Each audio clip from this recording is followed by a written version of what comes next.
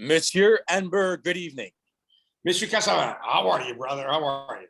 I'm doing good. Thank you, everyone, for tuning in to this impromptu edition of Calling Russ Anber. At the time of the recording, this is Thursday night, December 16th. We have the big Artur Beterbiev championship fight against Marcus Browne tomorrow night. And I'll explain a bit of the context, as some of you will see as well. Mike Rodriguez in the screen here, who's a cut man, of course, by trade, a very experienced man in the fight game. And we'll touch on Mike's beginnings in boxing and kind of his involvement in all these different fighters, as both you and Russ, I should say, were busy this past weekend in your own respective fights. And of course, we have the big fight tomorrow night. But right now, as things stand, what I want to explain is Mike is actually in the same hotel that I am at, but we're both in obviously different rooms, and we're in the bubble since Wednesday night, as everybody who participating in the event in Montreal between the Beterbiev-Browne light heavyweight unification championship fight has to be in all these protocol COVID measures. But at the time of the recording on Thursday night, it's been rocking in Quebec City, in the Quebec province, I should say, and in Montreal about what's going on with the different COVID measures. So, of course, some things can change between now and tomorrow night. But as of this evening, we have a fight tomorrow night in front of fans on ESPN, and it's a major one.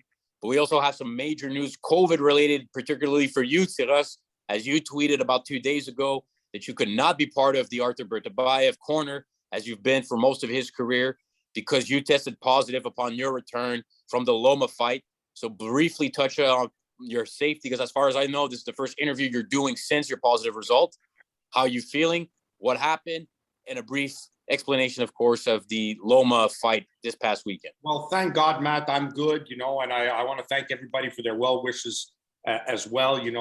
They sent me messages when I put out there that I won't be in Arthur's corner, of which I believe I've been in every professional fight he has ever had, going back to his pro debut in 2013, I believe. So, I'm gutted that I can't be there. And it would have been, again, another opportunity to be across from Mike Rodriguez, who he's the cut man for Marcus Browne. And we've been in that role a few times, been across from each other.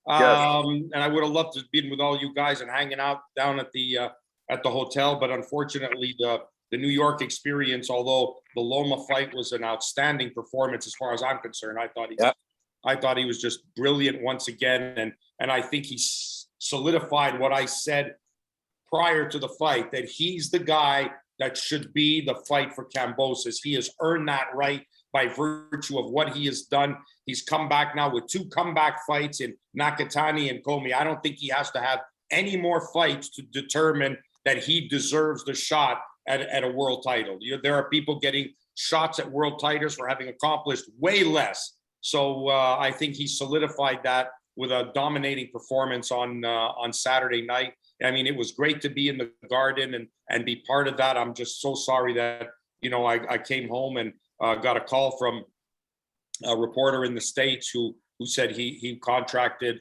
COVID, and we were with him and went and got tested. And there was myself and a bunch of others, maybe up to like 10 guys, including DeBella, Joe Chiambo, Brad Goodman, bunch of us tested positive as a result of the New York fight. And apparently a lot of people that were at the Boxing Writers Association dinner also tested positive. So that's where we're at. And I'm stuck in my basement now here where I'll have to be for 10 days. But thank God I'm feeling good now. And, I look forward to watching the fight tomorrow. Russ, I look forward to talking a little bit about the Loma fight a little bit more in detail here in a minute. But Mike, you were also busy this past weekend yourselves, right? So you were involved in a big fight in a big card on Showtime this past weekend.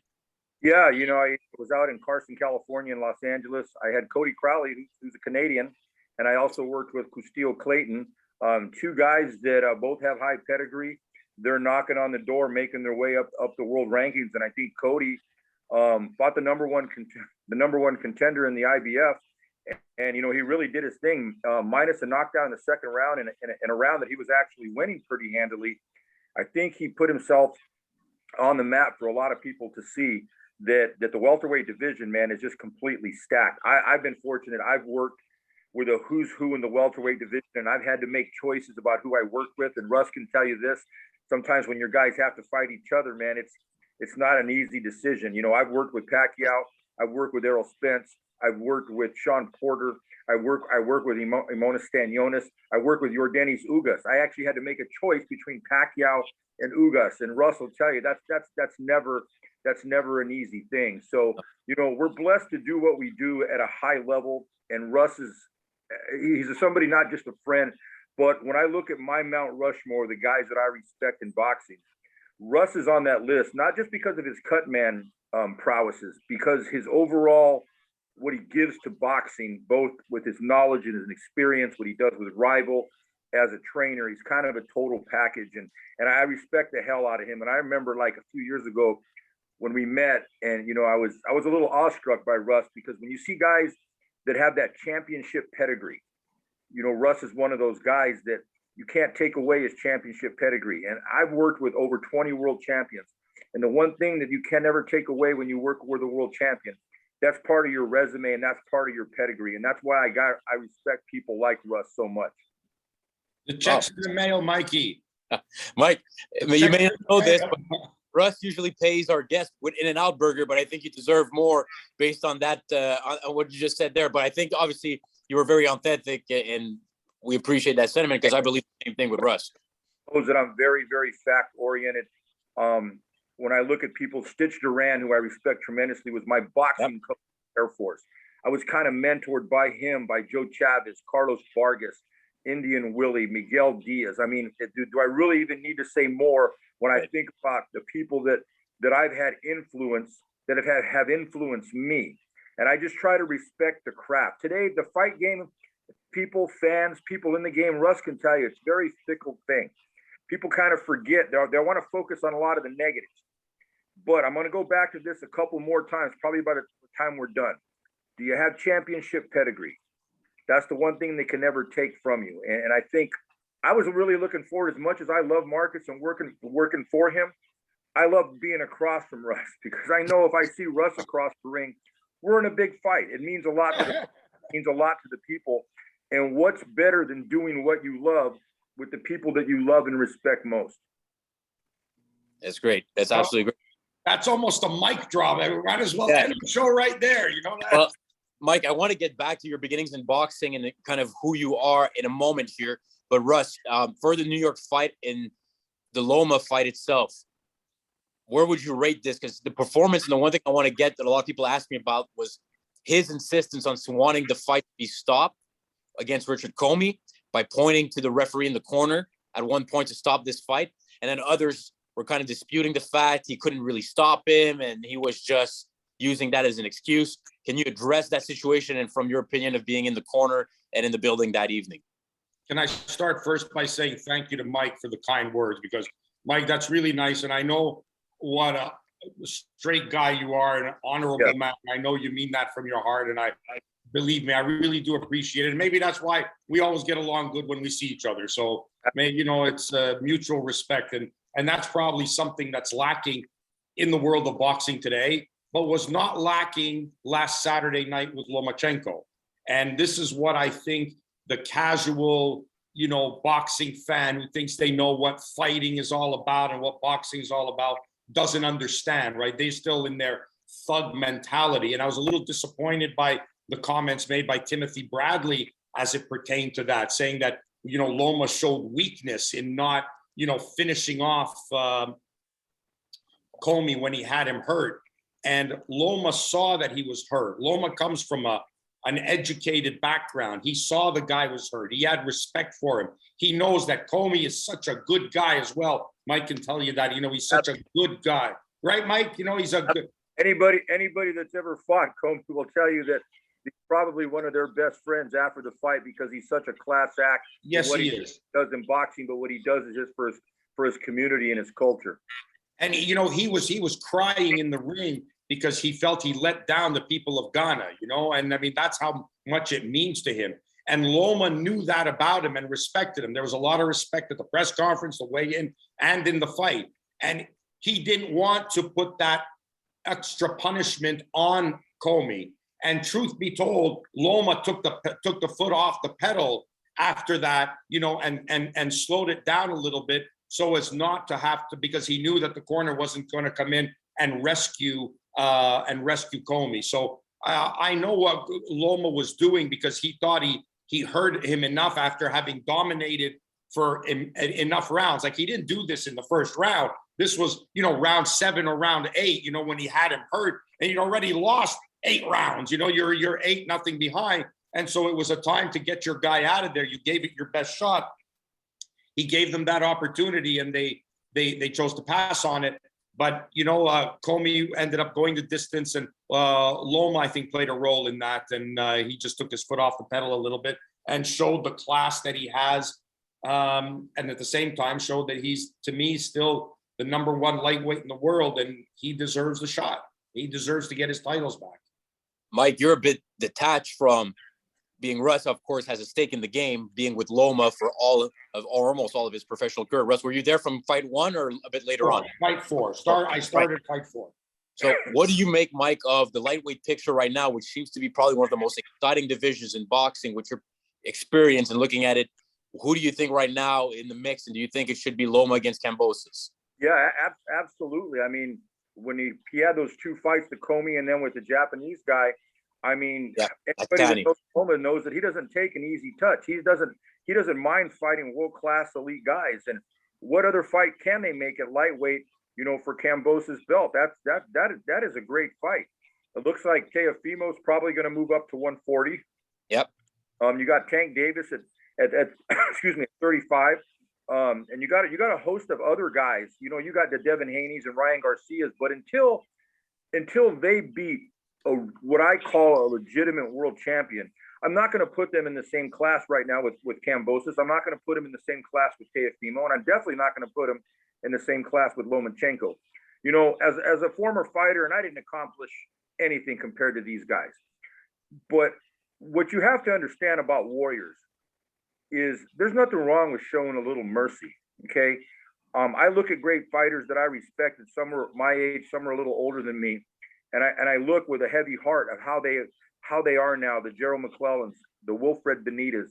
I lost a fighter in the ring. I lost Patrick Day 2 Octobers ago in Chicago when he fought Charles Conwell. That will never, ever go away.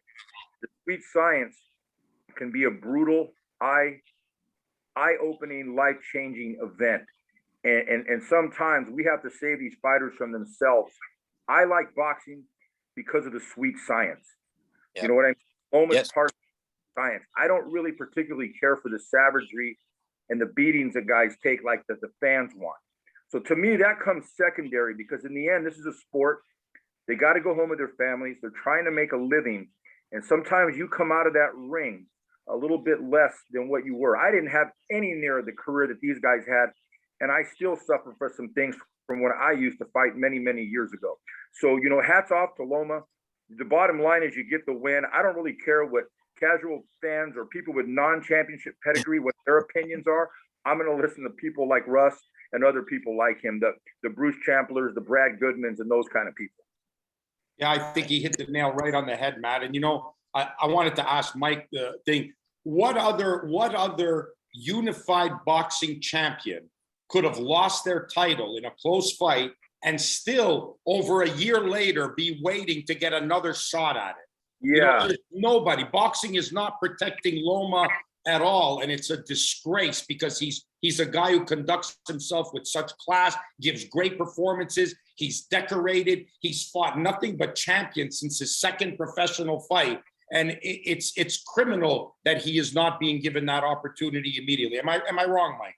No, you're not wrong. And I kind of had an eye opening to the sanctioning bodies years ago when Sean Porter was the IBF welterweight champion, and he lost a very tough fight to Kell Brook. It was a very tough fight. I was there. And Kell won that fight. When the rankings came out the next 3 weeks, here's their champ loses a close, hard fight. Now he's no longer even ranked in their top 10. And I happened to go into Mexico with an IBF official, and we're taking a bus like 3 weeks later when the rankings come out. And he didn't even know what to say. I said, how did you have Sean Porter was just your champion a month ago? He lost a tough fight to Kell Brook. And you mean to tell me he's not ranked in your top 10 anymore? So you have to be, I try not to get into the whole sanctioning body thing. I really don't.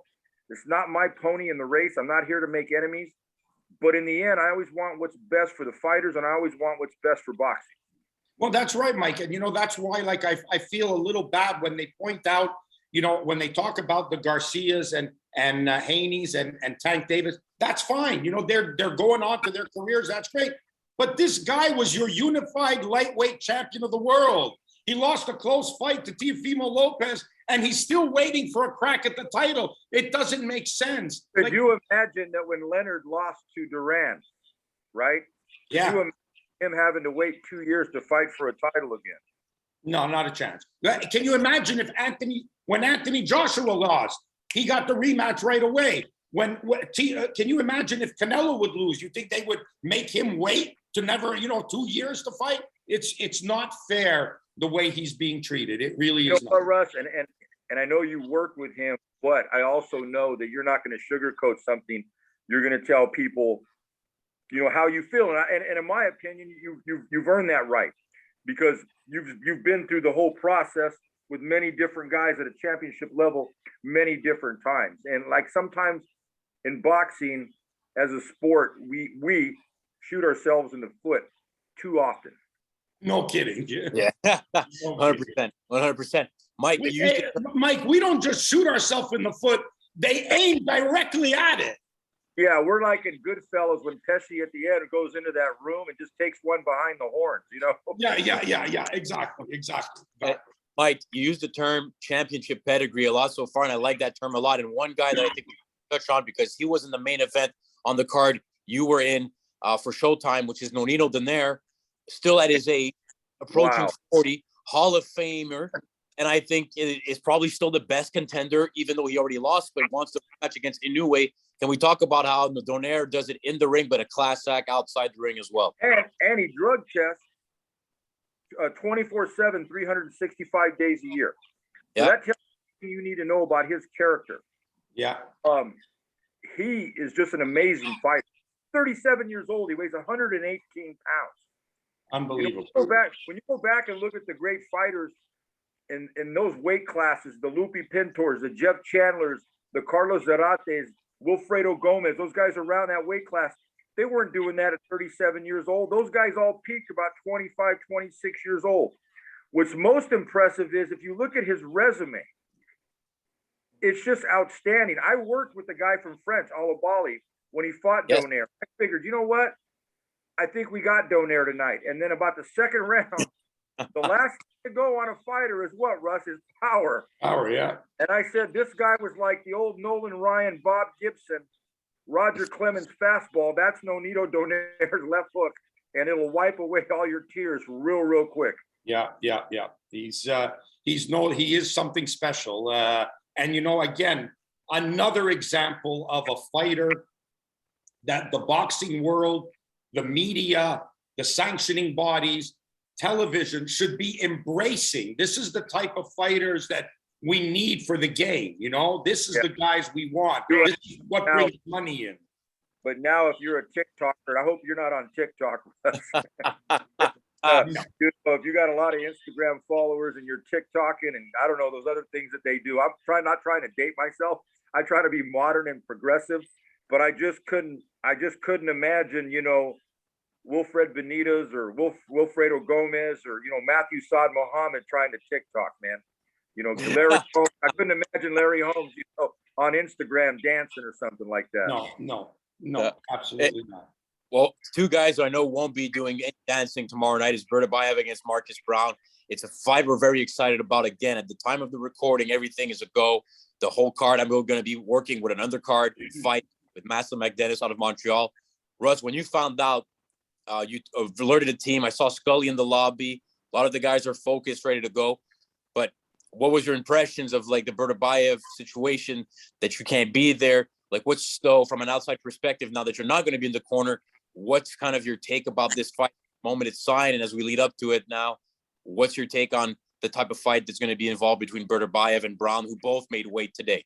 Well, nothing changes about my perspective because I can't be there. What changes is that I can't be there, and I just got a really nice text from Scully Scully texted me and said, it's not the same here without Russie, and that's what I feel. That's the part I feel bad about. one of the reporters from Montreal, Réjean Tremblay, called me today. And this is the first time in my 43 years that I have missed a fight or missed being with one of my fighters, other than if I was somewhere else with another fighter, like, you're out of town, the guy fights, you can't be in two places. But if I was here, I have never in 43 years, 4 decades, missed a fight. Never missed a fight. My record is 100% until tonight. And, it breaks my heart that I can't be there, especially for Artur. We have a nice chemistry together with everybody. I like to be involved. I like to be working with Mark in the corner and Luke. It works well. The corner goes well. And I feel bad that I won't be there. I know they have a great crew there and they'll be fine without me, but I would have liked to have been part of that, especially with Artur coming home now as world champion and hasn't fought at home as a world champion. This is his homecoming, if you will. And I'm disappointed and gutted that I can't be there, and I feel terrible. And I feel like I've let Mark down and let Artur down, and I'm just a victim of the times we're living in. And unfortunately, I can't be there. But when I thought about it, I said, wow, this is the first time I've ever missed a fight, ever. And that's very commendable. I remember one time I was tremendously sick. I had double vision and vertigo, and I had 2 cards to work, one in Carson at Home Depot back then, and a Top Rank show in Glendale that was going to go a little later. I actually had a catheter in me. I had vertigo and double vision, and I made it to both. And I look back on it now, and I'm like, why did I do that? For the same reason, excuse me, that you haven't missed a fight in 43 years. Because you know as well as I do, whether it's a world title fight or a 4-round fight, that 4-round fight means just as much to that guy as your world title fight. Yeah. And for me, sometimes it's not about the destination, it's about the journey as well. Like you said, you've been with Lomachenko, you've been with Artur. You have that chemistry with the team. It means something to you. So if there's a huge void for yourself when you're not there. You said earlier about championship pedigree. Part of the championship pedigree is also the not championship pedigree, working all those other fights to get you to the championship pedigree that makes you understand this game and what it's made of. You never know who's going to be that next guy, and that's why I don't ever turn down work. Yeah, that's right. Well, Mike, it's funny. You guys would have been in opposite corners once again this evening, and you've been in opposite corners against Russ or even a Marcus Browne fight in the past. Yeah. Marcus Browne is coming into this fight as a dog, an underdog, but a very live dog. A lot of people think with his southpaw style, his focus under new trainer Derek James, who's worked with Errol Spence, that you know extremely well, and others, this could be a very intriguing bout. How do you feel about the fight? I like Marcus's chances. If there's a fighter out there that what he does can neutralize it, in my opinion. I think Russ and Scully are going to disagree. Marcus has that style. If he can fight with range and he can use his feet a little bit and he can stick with that jab, Marcus has a high pedigree.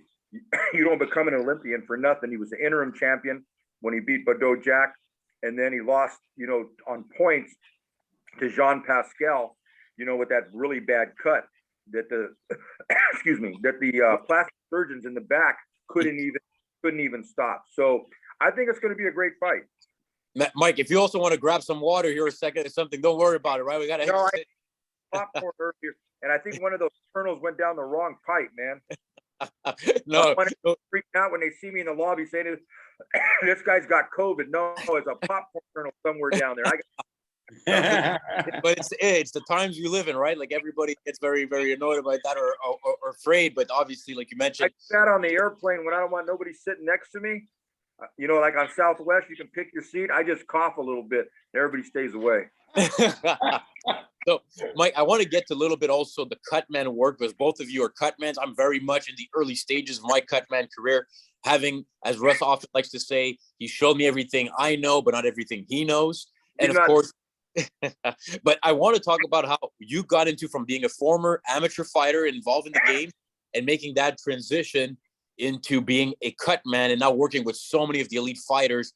Isn't a lot of it have to do with poise and knowing, being calm with that minute you have of dealing with a cut?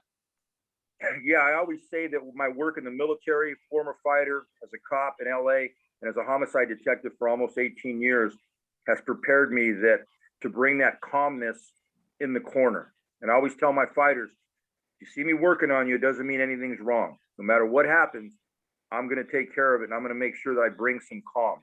I remember when Russ worked with Beterbiev-Browne, and that was probably in the top 3 of the worst cuts that I've ever seen in my life. But Russ is, and there's one of those cuts, there's not a whole lot you can do with it. There's just really not. But I remember looking across the ring, because there wasn't much going on with Marcus's face. And I just remember how calm Russ was, because he had been there before. His standard of excellence of being there before and working at this level, he didn't panic. He doesn't have shaky hands, because there's nothing that's going to happen in that corner that we haven't seen. And if we can't be calm, because we know sometimes trainers get excited. Yes. I worked with some very excitable trainers that we've had to calm down. So I think guys like Russ and myself and Stitch Duran and you look at guys like Mike Basil and Danny Milano and Carlos Vargas, Rudy Hernandez, there's one thing that they have in common, that no matter what happens, it's our job to make sure that that fighter stands up the next round and he's ready to go. We have to do whatever we have to do. Now, we can't control what happens during that round. People say, oh, he was still bleeding. Well, yeah, he got headbutted twice more. He got hit with an and he took about 50 shots. The guy was in there taking more shots than a diabetic. Of course, he's going to come back and be bleeding again. What else do you expect? But that's what our job is. And I think it's a very elite fraternity that I'm humbled just to be a part of, because I didn't start off as a cutman. I never paid attention to what a cutman did. I was training guys about 14, 15 years ago. But because of my job as a full-time homicide detective, I couldn't be in the gym with these guys all the time. So I saw some of the best, some of the names that I've mentioned. And I put my nose to the grindstone, and I worked with that 2 and 12 guy, the out-of-town fighter, sawdust joints for MMA fights out at obscure Indian casinos where I drive 500 miles to work a 3-round MMA fight and paid my dues. And then I gradually built up my stable of fighters to where it is now, where I'm like, hopefully like Russ, where I get to work with world-class champions. And it's, sometimes I pinch myself. I was Manny Pacquiao's cutman before he retired, the only division world champion in the history of boxing. And as a boxing fan and somebody who grew up fighting, I didn't get to leave my mark as a fighter like I thought I would growing up. Who knew it was going to be doing something else? But you know what? Just to be part of boxing in the sweet science in some capacity, to have a physical impact on what happens during these fights, like me and Russ do, it's an honor for me, and it's very humbling. Mike, you mentioned the Beterbiev fight, and I'm still like one of my most disappointing nights of my life in not being able to do really anything with that. Nothing you could do. When Marcus fought John Pascal, part of me said, well, they didn't even let me work on the cut because they stopped the fight mid-round. But then the reasonable person, the non-competitive person in me said they needed to get Marcus to the back of that dressing room where the plastic surgeons could start working. We always accept the challenge. But I watched the Beterbiev fight 5 different times. There was absolutely nothing that you could have done unless they had a plastic surgery team that took about 2 hours in between each round. There was nothing you could do. I was surprised that the fight went as long as it did. Well, I couldn't believe when they were sending the doctor up and he's saying, go ahead. And I'm thinking to myself, his head is split. It took 96 stitches. I've never seen that before in my life. Like, how that was allowed to continue is beyond me. But I know, being in that situation and knowing you a little bit, knowing that it's your job or our job to stop the bleeding, the professional and the competitor in you was like every round was like Groundhog Day. I've done that where guys, I've worked with Porter, I've worked with Lipinets, I've worked with Francisco Vargas, who was the worst bleeder to me in the last 10 years. It wasn't a matter of if he got cut, it was a matter of when. And when he fought Solito, he got cut in the 2nd round. Now, I love MMA cutmen. They're great, but they only got to work a cut for 2 or 3 rounds, because the longest that fight's going to go is 5 rounds. Right. And you having to stop 2 brutal cuts for 10 straight rounds. Let me tell you something. It's nerve-wracking. when I get done, I am so mentally burnt out. I mean, I need like 2 days just to take a nap and eat a warm bowl of soup. I know exactly what he's saying. It's that bothered me, and it's still the black mark in my mind of my career. That. And that's you beating yourself up, because even though they didn't let Marcus come back with Pascal, to me, in my mind, I was like, there's going to be people out there that think I didn't stop it. And then I started to realize, I don't care what those people think. I got calls from Stitch. I got calls from Basil on other fights. You and I will communicate. When I have the respect of you guys, that's all I need. The rest of the people don't know what they're talking about anyway. Yeah, it's a great point. And we have, of course, a big card tomorrow night. I have a few more minutes here before we have to go, because we could have talked. And Russ, I met Mike in the lobby a bit earlier this evening, and it was just an impressive to me. Like, I feel like we could talk so much, even just about your homicide career as a detective, probably on another podcast. We definitely have to do it again, because you know what? I love it. As you can see, when I talk to knowledgeable people that have that championship pedigree, it'd be like us in the lobby, like me and Scully or whoever, wherever we go, Derek James, the guys like Stephen Edwards, the Freddie Roaches, the Ronnie Shields, the Robert Garcias, people that I work with. We could talk all day. We could talk shop. We haven't even gotten into Rivals, my company with War Tape. I mean, there's a million things that I wanted to talk to Russ about it. But mostly, I was actually even going to wear at some point. I was thinking about wearing a sports coat, because Russ sometimes breaks out that tie, that ugly tie collection that he has. I was fun up.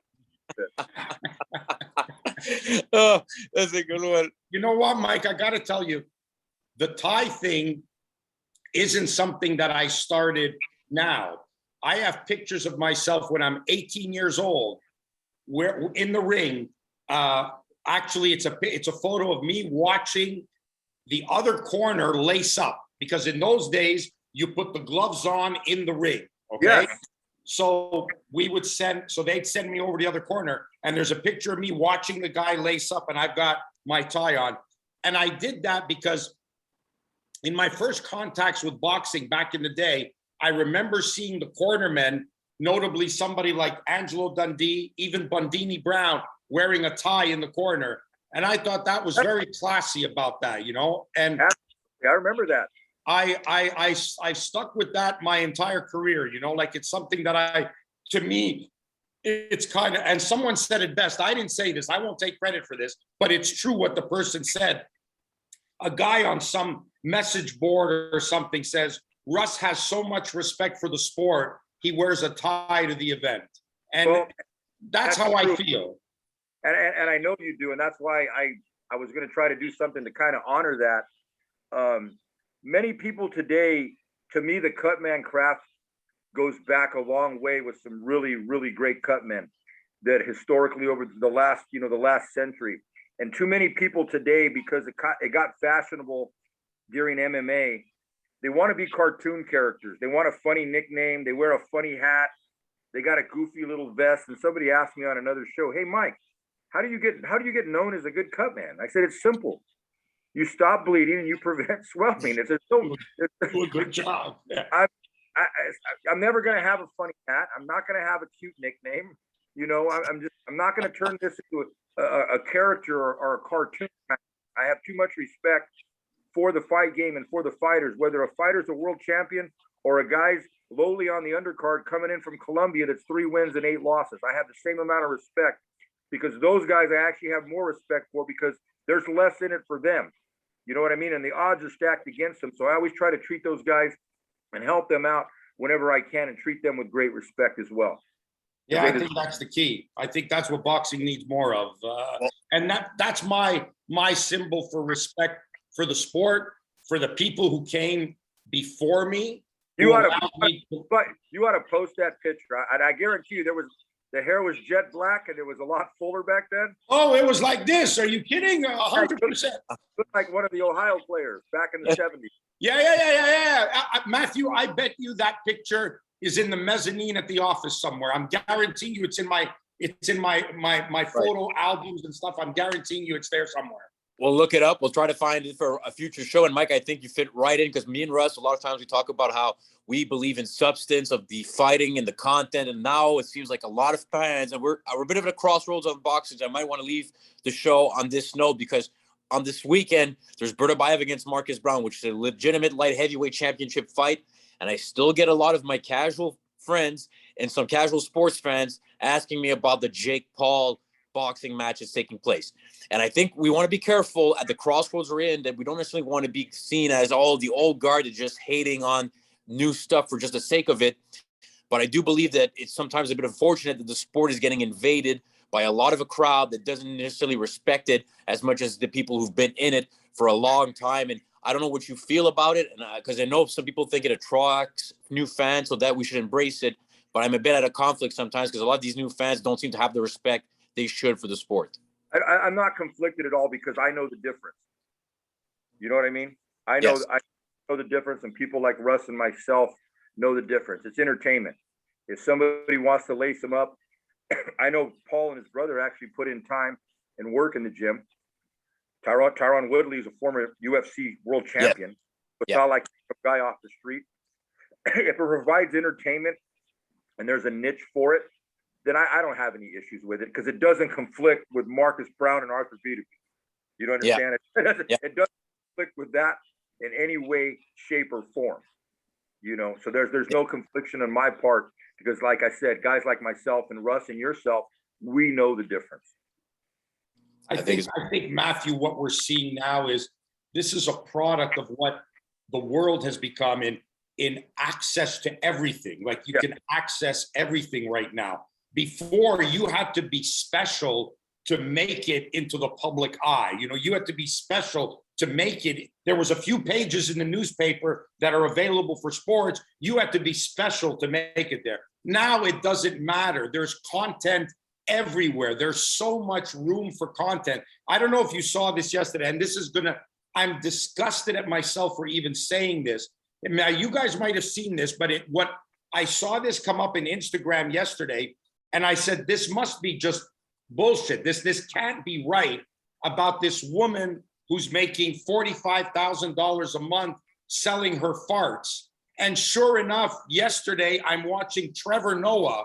You know, and I like watching Trevor Noah at some late night TV. I'm watching. Don't deviate too much, Russ. You're going into the dark zone here or something. No, but I'm saying he was talking about that. You know, he was talking about that as well. So it just goes to show there's so much out there. There's so much content. Everybody has a platform, and there are people who subscribe to those platforms. Simple. I've been doing that for free my whole life.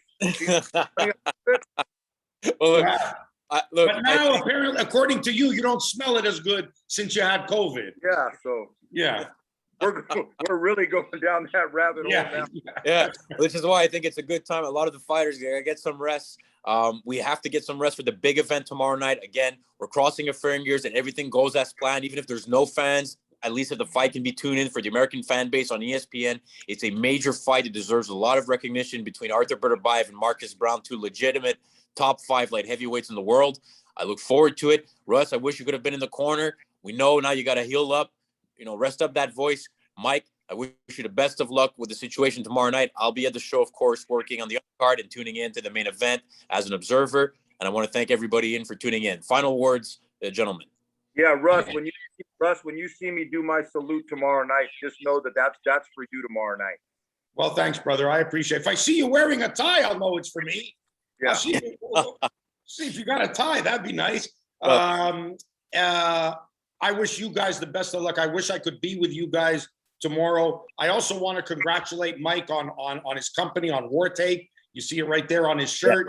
He's a passionate guy, and it's always fun to talk boxing with him. And we'll do it next time again and for a longer period of time and touch on more different things in boxing. Mike, you're welcome anytime. You're a fascinating man to speak with. And just the War Tape, just maybe give a shout out to where people can tune in, or not tune in, I should say, but where can they check out the website? Go to our website at wartapebrand.com. We're selling on Amazon now. It really blew up, and we're just striving to have products for the fighters like you guys do with Rival And, you know, there's no competition. There's enough room for everybody to pursue their passion. I don't ever hate on what anybody else does, because follow your passion in life. If you can do what you love in this life, you never have to work a day in your life. You'll be able to work hard and have success. And I thank you guys for having me on. And anytime you want me back on, I'd love to chop it up with you guys. That's Thank great. We owe you In-N-Out Burger, brother. Sounds good. Have a good night. Pretty in shape guy, Russ. Maybe eat something more than In-N-Out or something different. We'll appreciate very much everyone tuning in. Best of luck to Mike for the fight tomorrow night. Russ selling anything on Instagram, making $45,000 a month. See you guys. Take care, gentlemen.